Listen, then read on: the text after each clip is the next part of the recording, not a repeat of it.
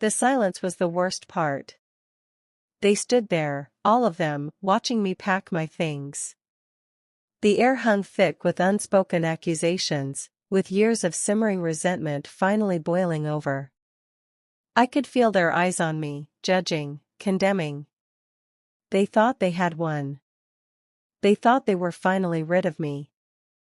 They were wrong. If you've ever felt betrayed by those closest to you, subscribe now to hear more stories of revenge against family who deserve it. My name is Camila, and until recently, my life had been intricately intertwined with the Williams family. I had met Mark Williams in college. He was charming, witty, and devastatingly handsome. We fell in love quickly, a whirlwind romance that culminated in a beautiful wedding overlooking the Pacific. His family welcomed me with open arms, or so I thought. His mother, Patricia, a woman who radiated Southern charm and controlled every aspect of her son's life, seemed particularly fond of me. She showered me with gifts, invited me to luncheons with her socialite friends, and constantly told me how lucky Mark was to have found me. His sister, Emily, initially seemed shy but quickly warmed up, and we bonded over shopping trips and shared secrets. Even his father, Robert, a man of few words, would offer a warm smile and a nod of approval. We built a life together, Mark and I, nestled comfortably within the bosom of his seemingly perfect family. We bought a house a few blocks from his parents, started a small business together, and envisioned a future filled with family dinners and holiday gatherings. Everything seemed idyllic, the picture of suburban bliss. But beneath the surface, cracks were beginning to form, hairline fractures in the foundation of our happiness that I, blinded by love and trust, failed to notice until it was too late. The first sign was subtle, a seemingly innocuous comment from Patricia about my unconventional career choices. I was a freelance graphic designer, a profession she clearly viewed as less respectable than Mark's corporate job. Then came the subtle digs about my cooking, my decorating skills, and my perceived inability to fit in with her social circle. Emily, once my confidante, started to distance herself, her smiles becoming strained, her conversations clipped. I tried to brush it off, attributing their behavior to stress or perhaps my own insecurities. I told myself that all families had their quirks, that I was simply overreacting. But the feeling of unease persisted, a knot tightening in my stomach with each passing day. The turning point came during Mark's birthday dinner. Patricia had organized a lavish affair at their house, inviting all their closest friends and family. I had spent weeks planning a surprise gift for Mark, a custom-made watch engraved with our wedding date. I presented it to him with a flourish, my heart swelling with pride and love. But instead of the effusive gratitude I expected, Mark offered a polite smile and a perfunctory thank you.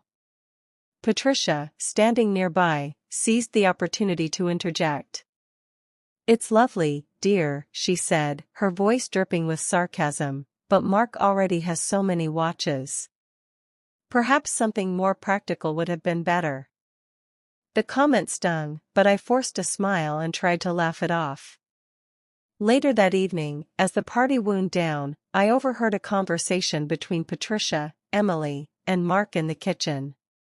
I couldn't make out all the words, but I distinctly heard Patricia say, "She's just not good enough for you, Mark.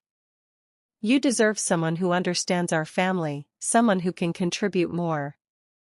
Emily chimed in, her voice laced with venom, "She's holding you back, Mark. You could be so much more without her." Mark remained silent, his expression unreadable. That night, I lay awake in bed, the words echoing in my mind. The realization dawned on me, cold and sharp, that the Williams family had never truly accepted me. They had tolerated me, at best, viewing me as an outsider, an interloper in their tightly knit world. They saw me as a threat to their control over Mark, a disruption to their carefully curated family dynamic. The person I trusted most was one of them. Mark, my husband, my supposed partner, had stood by and allowed his family to undermine me, to belittle me, to chip away at my self-worth. He had chosen them over me, his loyalty forever tethered to his mother's apron strings. In that moment, something inside me shifted. The naive, trusting girl I had been died, replaced by a woman fueled by anger and a burning desire for retribution. I wouldn't let them win. I wouldn't let them break me. I would bide my time, gather my strength, and wait for the perfect moment to unleash my revenge. The days that followed were a blur of forced smiles and strained conversations. I tried to talk to Mark, to explain how his family's behavior was affecting me, but he dismissed my concerns as paranoia. "You're imagining things, Camila," he'd say, his eyes glazed over with indifference. "My mother just wants what's best for me. And Emily is just being protective. You need to try harder to fit in." His words were like knives, twisting in the wounds that his family had inflicted. I felt isolated, trapped in a marriage with a man who refused to see my pain. I started to withdraw, spending more time at work, burying myself in my projects to escape the suffocating atmosphere of the Williams household. But even at work, I couldn't shake the feeling of being watched, of being judged. Patricia would call Mark multiple times a day, checking on his whereabouts, subtly inquiring about my activities. She would show up unannounced at our house, offering unsolicited advice on everything from grocery shopping to lawn care. Emily would send me passive-aggressive text messages, disguised as friendly banter, but laced with thinly veiled insults. The psychological toll was immense. I started having trouble sleeping, my mind racing with anxieties and insecurities. I lost my appetite, my clothes hanging loosely on my frame. I felt like I was disappearing, fading away into a shadow of my former self. One evening, after a particularly humiliating dinner at his parents' house, I finally broke down. I confronted Mark, my voice trembling with rage and despair. "I can't do this anymore, Mark," I cried. "Your family is ruining our lives. You need to stand up to them, to defend me." He stared at me blankly, his expression devoid of emotion. "What do you want me to do, Camila?" he asked, his voice flat. "They're my family. I can't just abandon them." "I'm not asking you to abandon them," I pleaded. "I'm asking you to support me, to love me, to choose me." He remained silent, his gaze fixed on the floor. In that moment, I knew that our marriage was over. He had made his choice, and it wasn't me. I spent the next few weeks in a daze, going through the motions of daily life while my heart slowly shattered. I consulted with a lawyer, preparing for the inevitable divorce. The Williams family, sensing my impending departure, ramped up their efforts to push me out. Patricia started spreading rumors about me to their friends, painting me as a gold digger, an unfit wife. Emily started sabotaging my work, deleting important files from my computer, spreading lies about my professional abilities. They were determined to destroy me, to leave me with nothing. One afternoon, I came home to find our house ransacked. Drawers were pulled open, furniture overturned, and my personal belongings scattered across the floor. It was clear that someone had been searching for something, but I couldn't figure out what. I called the police, but they dismissed it as a random act of vandalism. I knew in my heart that the Williams family was behind it. They were sending me a message: get out, or else. That night, I lay awake in bed, listening to every creak and groan of the house. I felt vulnerable, exposed, like a prey animal surrounded by predators. The weight of injustice was crushing me. I knew that I couldn't stay there any longer. I had to protect myself, to find a way to fight back. They thought they were untouchable. They thought they had won. But they underestimated me. They had awakened a sleeping giant, a force of nature that would stop at nothing to exact its revenge. I smiled. I acted broken. But I was recording everything. The silence after they left was deafening. I walked through the wreckage of what was once my home, my life, picking up shattered pieces of photographs, broken ornaments, remnants of a happiness that now seemed like a cruel joke. The police had dusted for fingerprints, filed a report, offered empty platitudes about catching the perpetrators. But I knew they wouldn't. The Williams family operated in the shadows, their wealth and influence shielding them from accountability. I felt utterly alone, adrift in a sea of despair. The divorce proceedings dragged on, each court appearance a fresh wave of humiliation. Their lawyer, a slick, impeccably dressed man, painted me as a liar, a manipulator, a woman who had only married Mark for his money. He presented fabricated evidence, twisted my words, and systematically dismantled my reputation. Mark sat beside him, his face a mask of indifference, occasionally offering a curt nod of agreement. Patricia and Emily watched from the gallery, their eyes gleaming with satisfaction. I wanted to scream, to lash out, to expose their lies for what they were. But I knew it would be futile. They had all the power, all the resources. I was just one person, alone and vulnerable, fighting against a formidable force. My business suffered. Clients, wary of the rumors swirling around me, started to disappear. Projects dried up, and my income dwindled to a trickle. I was forced to sell my house, the beautiful home that Mark and I had built together, just to make ends meet. I moved into a small, cramped apartment in a rundown neighborhood, a far cry from the life of luxury I had once known.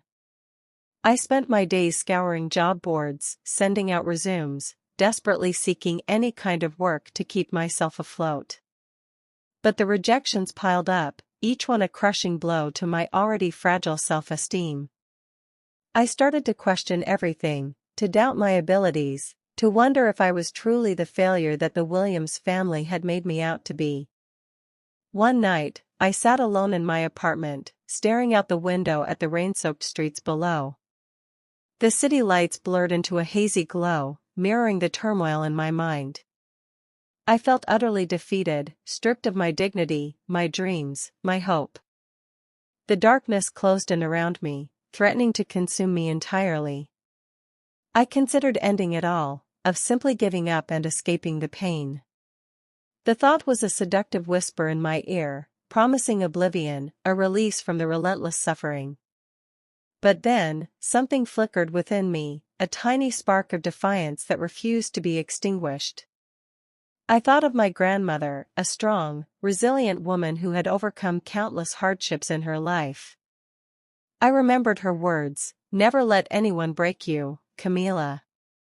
You are stronger than you think." Her words echoed in my mind, a lifeline in the darkness. I closed my eyes, took a deep breath, and made a decision. I wouldn't let them win. I wouldn't let them break me. I would fight back, not with violence or aggression, but with cunning and strategy.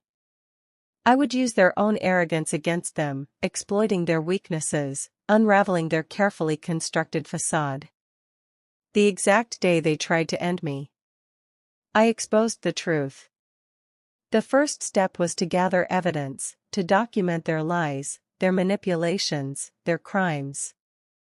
I started meticulously collecting emails, text messages, financial records, anything that could expose their true nature.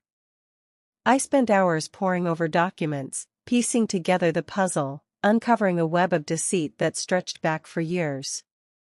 I discovered that Patricia had been embezzling money from the family business for years, siphoning funds into a secret offshore account. I found emails from Emily detailing her efforts to sabotage my work, spreading lies about my professional abilities. And I uncovered evidence that Mark had been having an affair with his secretary for months, a betrayal that cut deeper than any of the others. The more I dug, the more I realized the extent of their corruption, their depravity. They were not the perfect, respectable family that they presented to the world. They were liars, cheats, and manipulators, willing to do anything to protect their power and their wealth. I knew that exposing them would be risky, that they would stop at nothing to silence me. But I was no longer afraid. I had nothing left to lose. I had hit rock bottom, and the only way to go was up. The naive, trusting girl I had been was gone, replaced by a woman forged in the fires of betrayal. I would become their worst nightmare. My silence had been their shield. Now, my voice would be their undoing. I smiled. I played their game. But I was recording everything. They underestimated the power of silence, the sharpness of a mind focused on justice. While they reveled in their perceived victory, I was meticulously building a case, a digital fortress of evidence that would shatter their carefully constructed world. My background in graphic design proved invaluable. I wasn't just collecting information, I was curating it, organizing it, crafting a narrative that would be impossible to ignore. I dove deep into forensic accounting, learning how to trace financial transactions, how to uncover hidden assets, how to expose the truth behind Patricia's embezzlement. Late nights were spent hunched over my computer, poring over bank statements, tax returns, and corporate filings. I became a ghost in their machine, a digital shadow lurking in the corners of their online lives. I installed hidden cameras in my apartment, disguised as everyday objects, capturing their unguarded moments, their casual cruelty. Every visit from Emily, every phone call from Patricia, every dismissive glance from Mark was meticulously documented. I even managed to retrieve deleted files from my computer, recovering Emily's incriminating emails detailing her sabotage efforts. It was a dangerous game, a high-stakes dance with the devil. I knew that if they discovered my plan, they would stop at nothing to silence me. But the risk only fueled my determination. I was no longer the victim, I was the architect of their downfall. One close call occurred when Patricia unexpectedly stopped by my apartment, feigning concern for my well-being. She snooped around, her eyes darting suspiciously, clearly searching for something. I managed to distract her with a sob story about my financial woes, playing the part of the broken, defeated woman she wanted me to be. But her visit left me shaken, a stark reminder of the danger I was in. I knew I had to be more careful, more vigilant. Another obstacle was Mark's secretary, the woman he was having an affair with. She was a key witness, a potential source of information about Mark's activities. But she was also fiercely loyal to him, terrified of losing her job. I spent weeks cultivating a relationship with her, befriending her, gaining her trust. I listened to her complaints about Mark, her frustrations with his demanding nature, her dreams of a better life. Slowly, she began to open up, revealing details about Mark's finances, his business dealings, and his strained relationship with his family. Her information was invaluable, filling in the gaps in my investigation, providing crucial evidence to support my claims. The anticipation was almost unbearable. I felt like a coiled spring, wound tighter and tighter, waiting for the perfect moment to unleash my energy. I knew that my revenge had to be precise, calculated, and devastating. It couldn't be a simple act of retribution, it had to be a complete and utter dismantling of their lives. I imagined their faces when their secrets were revealed, their carefully constructed world crumbling around them. The thought filled me with a sense of grim satisfaction, a cold, hard certainty that I was doing the right thing. Their biggest weakness? They thought they were untouchable. They believed that their wealth, their power, and their connections would protect them from any consequences. But they were wrong. I knew their weaknesses, their vulnerabilities. I knew how to exploit their fears, their insecurities. And I was ready to strike. I had compiled everything into a single digital package, a self-executing file I dubbed The Truth.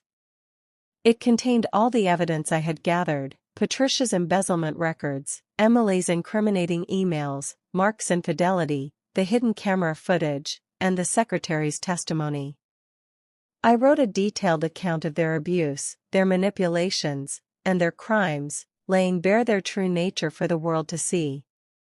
I then crafted an email, anonymous and untraceable, addressed to every member of their social circle, their business partners, their family friends, and the local news media. The subject line was simple: the truth about the Williams family. Inside the email was a link to the truth file. I scheduled the email to be sent on the day of Mark's annual charity gala, a lavish affair that was the highlight of their social calendar. It was the perfect stage for their public humiliation. On that day, the exact day they tried to end me, I exposed the truth. The gala was in full swing. The ballroom glittered with chandeliers, the air thick with the scent of expensive perfume and champagne. I watched from afar, a ghost in the machine, as the Williams family basked in the adoration of their peers. Patricia, resplendent in a designer gown, circulated through the crowd, her smile as polished as her diamonds. Emily, ever the dutiful daughter, hovered at her side, her eyes scanning the room for potential social climbers. And Mark, the golden boy, held court with a group of influential businessmen, his laughter booming through the room. They were untouchable, invincible, or so they thought. I took a deep breath, my finger hovering over the send button. This was it. The moment of truth. I clicked the button, and the truth was unleashed into the digital ether, a virus designed to infect their perfect world. Almost immediately, my phone started buzzing with notifications. Emails flooded my inbox, messages pinged across my screen. The news was spreading like wildfire. I watched as the first domino fell.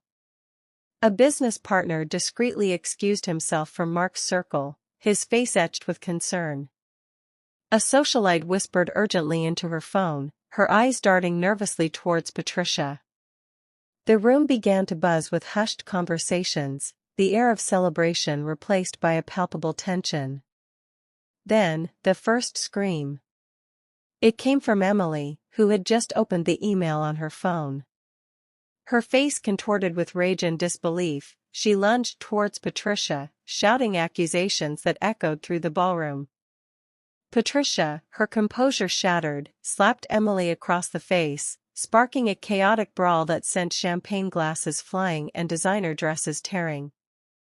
Mark, his face ashen, tried to restore order, but his voice was drowned out by the cacophony of accusations and recriminations. The news media, alerted to the scandal, descended upon the gala like vultures, their cameras flashing, their microphones recording every word. The Williams family's carefully constructed facade was crumbling before my eyes, their secrets exposed for all the world to see. I watched, my heart pounding in my chest, as their empire began to fall. The police arrived, drawn by the reports of violence and mayhem. Patricia was taken into custody for embezzlement, Emily for fraud and defamation. Mark, facing public ridicule and financial ruin, stood alone in the center of the ballroom, his face a mask of despair. As he looked up, his eyes met mine. For a fleeting moment, I saw a flicker of recognition, a glimmer of understanding in his gaze. Then, his expression hardened, replaced by a burning hatred that sent a shiver down my spine. I knew that he would never forgive me for what I had done. But I didn't care. I had achieved my revenge. I had exposed their lies, shattered their illusions, and brought them crashing down to earth. But the game wasn't over yet. I had one final card to play, a trump card that would ensure their complete and utter destruction. It was a secret that Mark had kept hidden for years, a dark and twisted secret that would shock even his closest allies. And I was about to reveal it to the world. Just then, my phone rang. It was an unknown number. I hesitated for a moment, then answered it. A voice, cold and menacing, spoke on the other end. "Camila," the voice said, "you've made a big mistake." "Camila," the voice hissed, a chilling promise of retribution carried through the phone speaker, "you've made a big mistake." My blood ran cold, a stark reminder that the Williams family, even in their exposed state, were still a force to be reckoned with. But fear wasn't an option. I had come too far, sacrificed too much, to back down now. I hung up, the dial tone a jarring counterpoint to the storm raging within me. It was time to play my final card, to unleash the secret that would obliterate their remaining power. Mark's deepest shame, the skeleton in his gilded closet, was the illegal scheme. Years ago, he'd engaged in insider trading, using privileged information to amass a fortune at the expense of ordinary investors. The evidence was buried deep, but I had found it, a series of encrypted files on a long-forgotten hard drive. I prepared to release the final wave of the truth, a digital tsunami aimed directly at Mark's carefully constructed reputation. But first, I needed to ensure my own safety. I contacted the authorities, providing them with the evidence I had gathered, requesting protection from the inevitable fallout. They were hesitant at first, skeptical of my motives, but the sheer volume of evidence I presented was undeniable. They agreed to provide me with a security detail, a shield against the Williams family's wrath. With that shield in place, I unleashed the final wave. The insider trading information hit the news cycles with the force of a wrecking ball. The Securities and Exchange Commission immediately launched an investigation, freezing Mark's assets, and threatening him with years in prison. His business partners deserted him, his social circle shunned him, and his family turned their backs on him. He was utterly isolated, stripped of his wealth, his power, and his influence. I watched from a distance, my heart a mixture of satisfaction and sorrow. I had achieved my revenge, but the victory felt hollow. The Williams family's destruction had come at a cost, leaving behind a trail of broken lives and shattered dreams. Mark's face, once so full of arrogance and self-assurance, was now etched with despair. The golden boy was gone, replaced by a broken man facing the consequences of his actions. Patricia, stripped of her ill-gotten gains, was facing a long prison sentence, her social standing reduced to ashes. Emily, her reputation in tatters, was ostracized from society, her dreams of climbing the social ladder forever dashed. They had lost everything. Their wealth, their power, their freedom, their family. They were shadows of their former selves, haunted by the ghosts of their past. The phone rang again. This time it was Mark. His voice was a raspy whisper, filled with a mixture of rage and defeat. "You ruined us," he said, his words dripping with venom. "You destroyed everything." I remained silent, allowing him to wallow in his misery. "Why?" he finally asked, his voice cracking with emotion. "Why did you do this?" I took a deep breath, summoning the strength to speak. "You broke me, Mark," I said, my voice trembling with emotion. "You and your family tried to destroy me. I simply fought back." I hung up, severing the last remaining connection between us. The storm had passed. The wreckage was strewn across the landscape. But I had survived. I had emerged from the darkness stronger, wiser, and more resilient than ever before. The legal battles dragged on, but the outcome was never in doubt. The Williams family's empire was dismantled, their assets seized, their reputations forever tarnished. I received a settlement, a small fraction of the wealth they had stolen from me. But it wasn't about the money. It was about justice. It was about holding them accountable for their actions. I used the settlement to rebuild my life, to start a new business, to pursue my dreams. I surrounded myself with people who loved and supported me, people who valued my honesty and integrity. I learned to trust again, to love again, to believe in myself again. Years passed. The Williams family faded into obscurity, their names rarely mentioned in polite society.